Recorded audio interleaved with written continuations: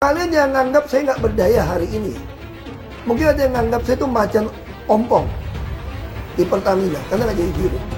Tapi kalian tunggu, waktu akan berputar. Semua catatannya akan saya pegang. Satu hari ganti rezim, penjarain kalian semua. Kalian ingat baik-baik kalimat saya direksi. Saya boleh keluar dari sini, tapi catatan yang saya punya, kalau rezim betul-betul mau membereskan negeri ini dari korupsi di migas dan Pertamina, saya berani jamin, saya dengan data ini akan penjarakan kalian semua. Makanya saya harap, ini kasus bukan cuma si Rifa Siahaan Patria Niaga kok. Mana mungkin? Saya kira oknum BPK bisa terlibat. Anda yang ngaudit kok. Si Rifa tuh pernah maki, kalau gue dirut, udah pecat tuh gue bilang. Isinya orang Cina, karena iklannya bahasa Cina. Saya bisa tunjukin filmnya nanti, saya sudah kirim ke panitia. Nanti silakan panitia diputar ya. Nah, jadi nggak mungkin itu diperuntukkan untuk warga negara Indonesia. Jadi memang sengaja mengundang penduduk Republik Rakyat Cina untuk dipindahkan ke sini, ya. Pribumi-pribumi kita ini, umat Islam terutama, itu sudah terkepung, udah nggak bisa apa-apa lagi. Itu bukan lagi proyek strategis nasional, itu pemukiman, itu koloni namanya. Di Aguan mengurus sungai masih bebas sekarang, Bapak pimpinan. Tidak Polri, tidak TNI, tidak Dewan, tidak Menteri. Kenapa di negeri ini tidak ada yang berani sama orang yang namanya Aguan?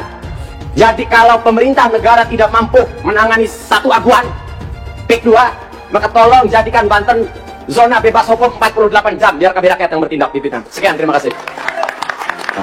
Di PIK 2 ini sudah terjadi negara dalam negara. Anehnya tidak ada satu lembaga pun, termasuk Angkatan Laut, yang berani menyatakan siapa yang membangun pagar. Jadi bagi pihak-pihak menyatakan tidak terjadi negara dalam negara, saya katakan mulai dari Kosambi sampai Tanah Arah sana, sampai sana, itu sudah tidak ada negara. Mohon maaf, kalau yang di wilayah lainnya itu masih ada harga 30.000, 50.000, itu murah sekali per meter. Ini dia nggak bayar sama sekali laut kita. Ini pantai kita ini. Nggak ada harga yang dibayar oleh otoritas dari PIK 2 ini gitu. Masya Allah, makin gila-gilaan korupsi. Terus Habaib sama Kiainya disuruh ribut urusan sara rasis, saudara. Mau diadu domba, mau dibenturin. Koruptor akhirnya makin merajalela, makin gila-gilaan. Nggak sampai di situ, kedaulatan negeri mau dirampok, mau diacak-acak. Ini yang lagi rame kasus PIK 2, saudara. Di utara Pulau Jawa, sebagian barat, Banten, Jakarta. Laut ada pagernya. Zaman Fir'aun aja, segila-gilanya Fir'aun gak pernah ngemagerin Laut Merah, saudara. Baru kayak sedikit udah mager laut, Udah gitu anehnya 30 km laut dipagar dari RT, RW, lurah, camat sampai presiden nggak tahu. Lu buta. Kacau tidak? Kacau tidak? Hei Aguan, berapa banyak pun uang yang kau punya, berapa banyak pejabat yang telah kau sogok, berapa banyak pun pasukan yang telah kau siapkan, demi Allah kami siap bertempur untuk membela masyarakat Banten dan rakyat Indonesia. Saya tanya, siap tempur, siap lawan mereka, siap lawan penjajah. Allahu Akbar. Gara-gara kasus pagar laut, kini beredar maki-makian terhadap kaum pengusaha Tionghoa, terutama pengusaha besar Aguan. Masalahnya sekarang ini beredar luas serangan sampai ke tahap tuntutan agar proyek PIK 2 dihentikan atau juga agar Aguan dipenjara. Sangat mungkin serangan ini datang bukan dari kepedulian terhadap aspek hukum, tapi ya dari kebencian terhadap pengusaha sukses, kecemburuan dan kebencian terhadap Tionghoa, serta juga kebencian terhadap pemerintah. Maka saya berani katakan di sini, hei orang miskin, hei orang melarat, tidak usah bayar pajak, karena pemerintah haram mengambil pajak dari orang-orang miskin dan melarat, saudara. Allah mewajibkan zakat hanya kepada orang kaya. Haram ambil pajak dari rakyat, saudara. Haram, apalagi dari rakyat miskin yang melarat, yang nyari kerja susah, yang makan susah. Haram kau ambil pajak dari mereka. Nabi Muhammad itu pengangguran, kata Pak Ruslono, sehingga perlu janda kaya yang menopang hidupnya. Ini salah fatal, Pak. Ya. Apa bedanya Bapak dengan kaum orientalis Barat yang menghina Nabi dengan Nabi itu Bila kawin, istrinya 11. Sama saja bukan? Kalau mereka mengatai soal syahwat, biologis, sedangkan bapak mengatai soal fulus, harta, matre.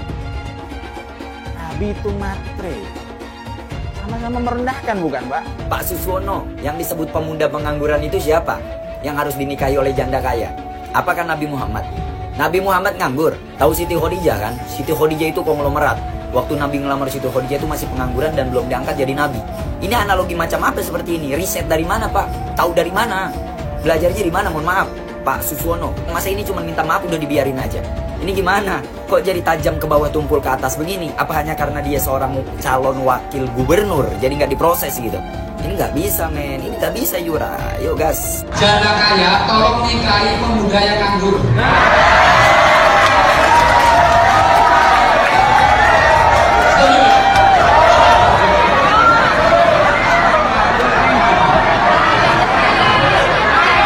Coba, ikat Khadijah nggak? Tahu Khadijah kan? Dia kan gula merah. Nikahi siapa? Yang Nabi waktu itu belum jadi Nabi. Sekarang pertanyaannya, apa yang sudah diberikan Anies kepada Prabowo?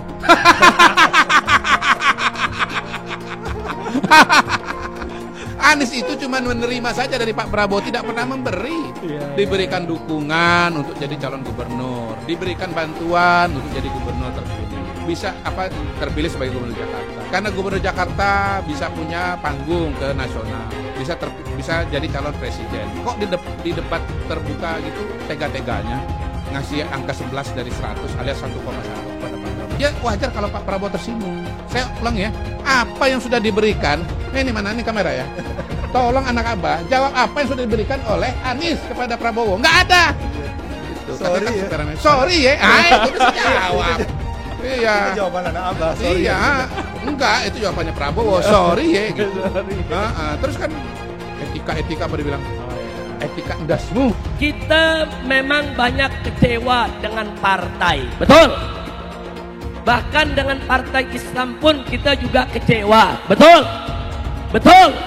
Pendukung PKS, saudara nyerang Anies, iya. Pendukung Anies nyerang PKS, iya.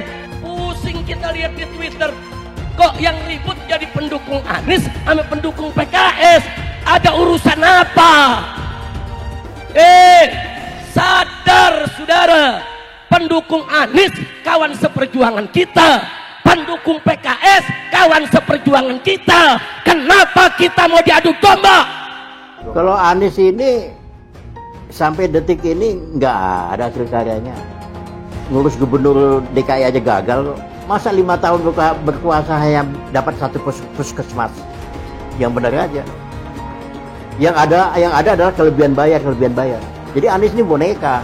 Nanti kalau jadi juga nih boneka, ya bonekanya orang partai lah, bonekanya cukong-cukong. Nah, ini hati-hati. Anies itu nggak bisa maaf ngomong ya, makanya saya nggak pernah singgung-singgung Anies. Ya kita lihat dari DKI aja nggak ada yang berhasil. Makanya orang-orang yang nggak suka Pak Jokowi ini ngumpul ke Anies semua sekarang. Termasuk aliran-aliran yang miring-miring itu, ikut Anies semua. Aduh, kasihan kali lah jadi Pak Anies ini ya. Kemarin calon presiden gagal. Sekarang mau nyalon gubernur, partai politik nggak ada yang mau. Tragis, aduh. Lagi sedih Pak Anies? Nah, menangislah Pak Anies, nggak apa-apa, lepaskan aja. Karena menangis itu Pak Anies adalah bentuk pelepasan rasa sedih dan sesak yang paling efektif. Nggak apa-apa, tapi jangan di kamar mandi lah, ya kan malu kalau dilihat orang. Ya, jadi menurutku kita harus banyak belajar dari perjalanan karir Pak Anies ya. Kalau lagi berkompetisi, bertanding, jangan puas-puas total kali ngejatuhin lawan, ngehina lawan. Nah ini sekarang akibatnya kan, gak ada yang mau sama dia. Dan yang kedua, kita harus bisa belajar menjaga prestis ya, harga diri. Apa maksudnya? Ya kita sebagai calon ya, jangan melamar lah. Ya kan tunggulah dilamar ya kan. Contohnya Pak Anies datang-datang ke PDIP pakai baju merah, pede percaya diri kali. Padahal lihat sekarang, yang diusung, yang didukung, yang daftar di KPU ternyata bukan Pak Anies. Malu kan? Dia lebih bagus kalem-kalem, santai, nggak usah membuat riak-riak, ribut-ribut seperti Pak Kang Ridwan Kamil. Diam-diam, Pak Suswono diam. jadi calon. Gitu ya kan? Jangan deklarasi di awal banyak seperti partai yang dukung, padahal sekarang satu pun tak ada. Aduh. Sekali lagi selamat kepada Pak Pramono Anung dan Pak Rano Karno. Untuk Pak Anies, selamat juga, selamat mencoba lagi di 2049 atau 2059. Entah saya itu mau sedih atau ketawa lihat perjalanan politik Anies Baswedan yang sepertinya akan selesai sampai di sini. Ya, saya kasihan melihat Anies yang ditinggalkan begitu saja oleh partai pendukungnya, PKS, PKB, dan Nasdem, ketika justru dia ingin bertarung di Pilkada Jakarta.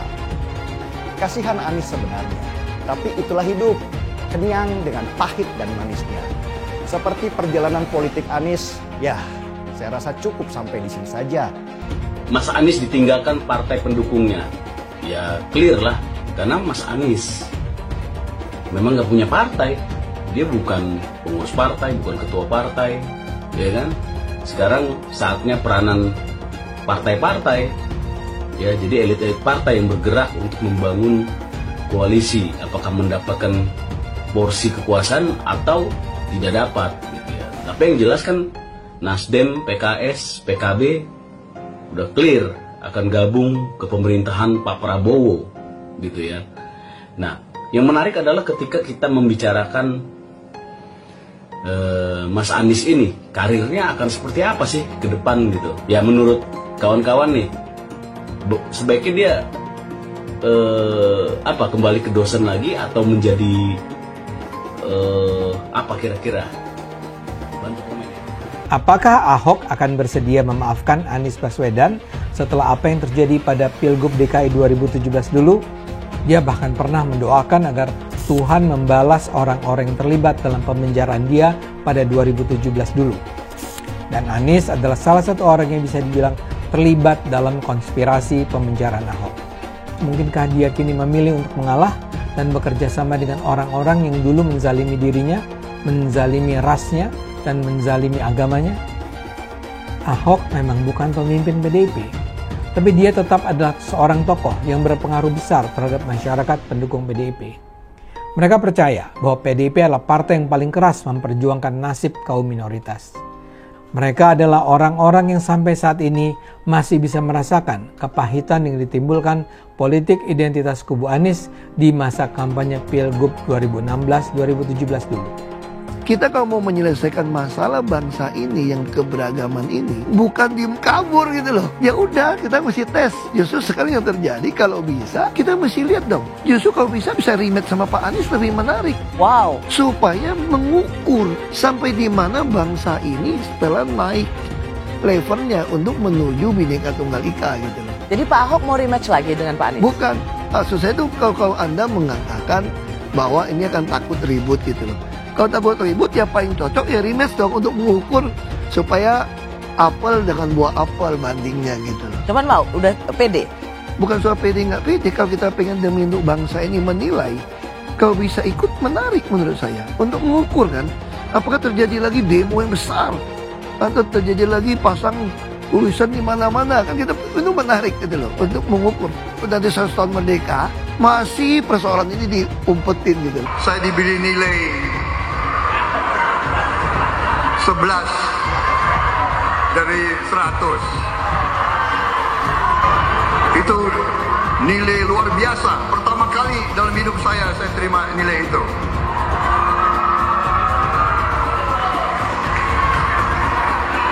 Dari orang yang saya beri kebaikan. Disampaikan oleh Mas Anies, sebagian besar yang disampaikan oleh Pak Ganjar itu kebohongan, itu fitnah. Saya lanjut ke Pak Anies dan ini paling banyak bohongnya. Ya, paling banyak bohongnya. Ini bengis sekali nih pernyataan. Bengis dan jahat. Hanya untuk tujuan menjatuhkan Pak Prabowo, kemudian menggunakan data palsu dan bohong. Dan publik itu sudah mendengarkan pernyataan bohong itu. Dan sebagian publik itu sudah mengkonsumsi pernyataan bohong itu. Dan itu berbahaya. Itu pernyataan bohong yang luar biasa. Terkait dengan pertahanan, berapa skor yang Bapak berikan atas kinerja Kementerian Pertahanan yang dipimpin oleh Bapak Prabowo? Silakan Pak Ganjar. 5 juta. skornya justru di bawah 5, Mas Ganjar. Kalau 5 itu ketinggian, Pak Ganjar. Terima kasih, Pak Ganjar. Anies gak usah takut. Disebut aja angkanya berapa gitu. Kayak saya gitu loh. Jangan di bawah 5, sebut aja berapa. 11, Mas. Dari 100. Mensyukuri kenapa kalah, kenapa ditahan. Saya bersyukur atas itu semua. Saya coba bayangkan ya, kalau seandainya waktu itu kita menang gitu ya, hari ini belum tentu kita bisa nikmati seperti ini. Kita bersyukur 5 tahun Tuhan izinkan kasih ke orang yang pintar ngomong untuk kerja. Coba kalau kita bayangkan gitu ya, kalau kemarin saya masih jadi gubernur, ini saya udah turun ini. Tapi yang pintar ngomong itu dikira orang hebat kan? Ini lebih berbahaya tahun 2024. Langsung ketahuan karakternya. Langsung ketahuan itu. Di saya juga ada kutipan Pak di kamar saya Pak. Tulisannya, Jakarta telah mengambil keputusan yang fatal. Dan ini aneh, betul-betul aneh. Ini bukan kampanye, tapi saya sampaikan di sini. Di satu sisi menyiapkan jalur-jalur air untuk dikirim ke laut, di sisi lain di lautnya dipasang dengan pulau reklamasi, tinggal tunggu waktu jadi rob, air balik. Dan ini melawan sunatullah. Kenapa? Air itu turun dari langit ke bumi, bukan ke laut. Harusnya dimasukkan ke dalam bumi, masukkan tanah. Di seluruh dunia air jatuh itu dimasukkan ke tanah. Bukan dialirkan pakai gorong-gorong raksasa ke laut. Jakarta telah mengambil keputusan yang fatal. Bukan banjir, itu memang parkir air. Bukan banjir, itu memang parkir air. Penjajahan di depan mata itu di Jakarta. Di tempat lain penjajahan mungkin terasa jauh, tapi di Jakarta, bagi orang Jakarta, yang namanya kolonialisme itu di depan mata, dirasakan sehari-hari. Dulu kita semua pribumi ditindas dan dikalahkan. Kini telah merdeka, kini saatnya kita menjadi tuan rumah di negeri sendiri. Hai semua, nama saya Jonas Leong. Saya adalah investor saham, forex, dan juga kripto. Channel ini banyak membahas tentang berita terkini, edukasi finansial, investasi, dan lainnya. Jangan lupa subscribe channel ini kalau kamu suka dengan konten yang serupa. Follow juga sosial media lainnya yang saya taruh link di kolom deskripsi. Di sana kalian bisa dapatkan konten yang berbeda. Saya juga punya Telegram channel yang isinya berfokus kepada trading dan juga investasi. Itu Telegramnya gratis. Oke, kita lanjut ke videonya. Sebagian besar penonton di video ini setelah menonton video di awal mungkin bertanya, apakah kejadian seperti krisis 98 akan kembali terulang? Belum lagi keadaan global yang tidak menentu. Lalu apa yang bisa kita lakukan untuk selamat dari krisis yang mungkin akan datang dalam waktu dekat? Jawabannya adalah investasi. Kebanyakan dari kalian yang lagi nonton, kalau investasi pikirannya pasti hanya di properti. Tapi ketika terjadi krisis seperti 98, apa yang terjadi dengan rupiah ketika hyperinflasi? Dan juga apa yang terjadi dengan harga properti? Harga dolar naik dari Rp2.500 terbang ke Rp15.000. Otomatis, utang yang harus kita bayarkan naik 6 kali lipat. Banyak sekali bisnis yang bangkrut. Kebakaran terjadi di mana-mana. Rumah pun bagaikan tidak ada harganya. Mau dijual pun tidak ada yang mau beli. Saya tidak mengatakan ini akan terjadi lagi. Tapi kemungkinan terjadi seperti Mei 98 tetaplah ada. Negara gede seperti Argentina, Venezuela, dan Turki baru-baru ini mengalami hyperinflasi. Apalagi setiap hari kita ketemu ada saja konten yang berbau sara ke orang Tionghoa yang ada di Indonesia. Entah itu di Instagram ataupun di YouTube. Atau sosial media lainnya. Kita bisa melihat di tahun 2017, di saat Pilgub Jakarta, hampir terjadi kerusuhan seperti 98, karena Ahok dituduh menodai agama. Ahok pun harus dipenjara untuk menenangkan masyarakat yang dengan gampangnya dihasut untuk membenci Tionghoa dan tidak memilih pemimpin yang beda agama. Akhirnya Anies jadi gubernur dengan bantuan ormas larang FPI, dan sampai saat ini dijuluki sebagai bapak politik identitas. Kejadian itu pun berlanjut hingga saat ini. Masifnya pemberitaan sara terhadap Tionghoa beredar di media-media nggak jelas. Penonton setiap hari dihasut untuk menggulingkan pemerintahan karena tuduhan Indonesia dikuasai oleh Taipan atau Sembilan Naga, yang ujung-ujungnya menyalahkan Tionghoa lagi. Kita bisa lihat dari kejadian di PIK 2, di mana ormas larang seperti FPI dan HTI terus-menerus menghasut masyarakat untuk membenci Tionghoa. Saya tidak bisa membayangkan jika kejadian seperti Mei 98 terulang kembali. Setiap musibah yang selalu disalahkan adalah keturunan Tionghoa. Setidaknya di video ini, saya akan membagikan strategi saya yang udah saya terapin jika kejadian seperti 98 terulang kembali. Tujuan dari strategi ini supaya kita setidaknya bisa selamat dari masalah finansial ketika musibah ini terjadi. Strateginya adalah investasi di aset yang berbeda-beda, bukan di satu jenis aset saja, misalnya hanya di properti. Kalian bisa mulai belajar berinvestasi di aset yang berbeda seperti Bitcoin, emas, dolar, bahkan saham global atau saham Amerika. Ini adalah cara yang bagus untuk mengurangi risiko tergantung kepada satu jenis aset saja. Bukan gak nasionalis kalau kita mau invest di aset-aset yang saya sebutkan tadi. Tapi memang peluang yang kita dapatkan dan potensinya memang jauh lebih bagus daripada beli properti apalagi deposito. Pertama, pelajari jenis aset seperti emas. Setidaknya kita bisa terlindung dari efek hyperinflasi jika terjadi lagi.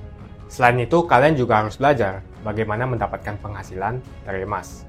Kedua adalah belajar investasi di aset global seperti saham Amerika atau saham global. Ketika terjadi krisis, yang paling berdampak adalah saham-saham Indonesia. Karena semua utang perusahaan dalam bentuk dolar terkena dampak. Deposito, reksadana, bahkan properti terkena imbasnya. Ketiga adalah belajar mengenal berinvestasi di Bitcoin. Alasan kenapa saya suka banget dengan kripto, karena saya bisa pergi ke negara apapun di dunia ini, misalnya di Singapura, dan saya tinggal jual saja kripto di negara itu. Saya menganggap Bitcoin itu sebagai aset properti digital yang bisa saya bawa kemanapun dan jual kapanpun saja secara instan. Kalau saya butuh uang, detik ini pun bisa saya jual dan tidak perlu menunggu berbulan-bulan. Itulah strategi saya jika kejadian 98 terulang kembali untuk selamat dari masalah finansial. Kamu bisa cek link di kolom deskripsi untuk mulai investasi. Dan saya juga sudah sediakan video playlist supaya membantu kalian paham tentang investasi. Semoga video kali ini membantu kalian untuk selamat dari masalah finansial ketika musibah ini terjadi. Semoga Indonesia selalu damai dan sampai jumpa di video selanjutnya.